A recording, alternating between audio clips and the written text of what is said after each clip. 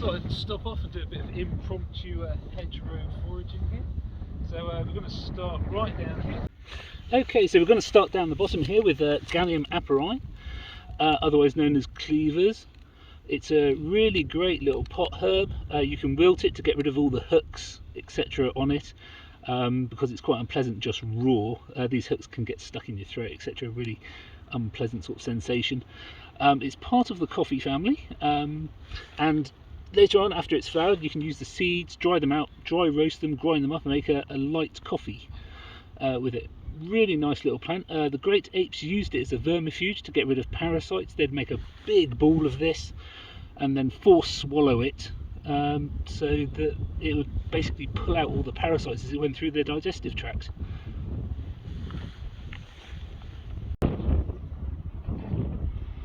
Next up we have foxglove, otherwise known as Digitalis purpurea.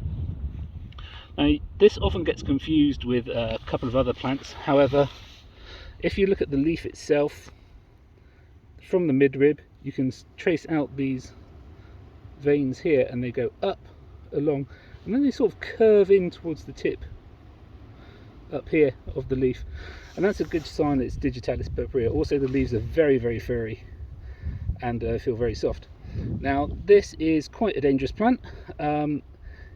Basically, digoxin, which is made from it, can be used to treat heart conditions and all. However, it is specifically an incredibly narrow therapeutic band, and is specially made by pharmaceutical companies and all to work properly. Whereas this, 4 to 5 grams of this, you would be in serious trouble.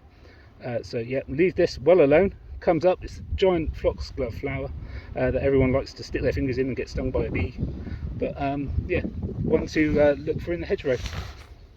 Okay, so again, just up from the previous plant, we've got Rumex acetosa, which is a common sorrel. Has a really nice appley flavour.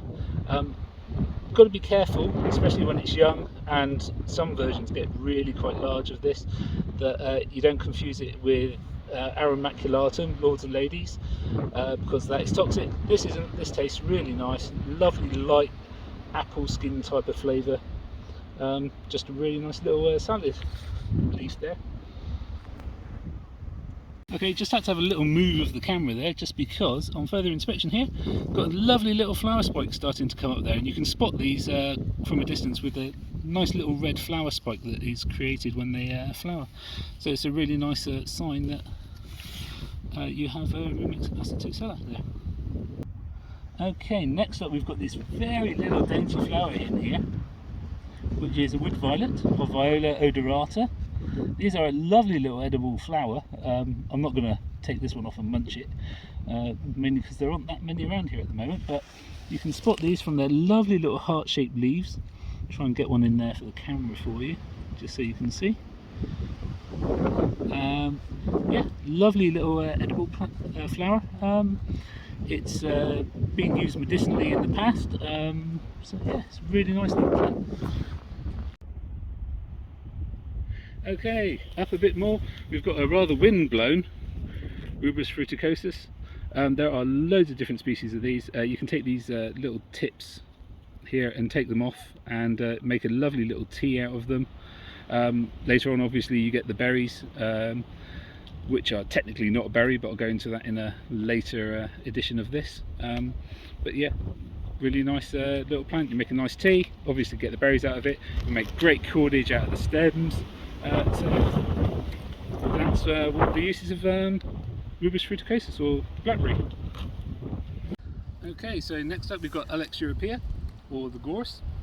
This grows everywhere in Cornwall. Really nice plant. The flowers themselves are really tasty, edible. You can eat them straight off the plant, like so, just to munch them. It's part of the pea flower family, and it has a slightly pea taste with like an edge of coconut. That's my personal opinion on it. If you dry them out, it becomes more coconutty and you can cook with it. Lovely flower. Yeah, just be careful when you're picking it because of the spikes, obviously. And yeah, Alex europea, or the gorse, really nice. Next up, just below the gorse here, we've got Umbellica rupestris, or wall pennywort. Really nice fresh green leaf, really fleshy, great for salads, great edible. You can just eat it as is, you don't need to wilt it or anything, just put it in your salads. Really nice edible there. Right, a little bit further along the little walk I'm on today, I've come across this little fella, which is yellow archangel, and I'm going to get this part of the name wrong because the scientific name is Lamian galeopdilon, if memory serves correctly, also known as weasel snout. Its higher classification is part of the dead nettle family. This is a variegated version. This plant here has a really spicy taste when it's raw, and there is some medical evidence that this can help with cleaning of sores and such, so it's a lovely little edible and very, very pretty.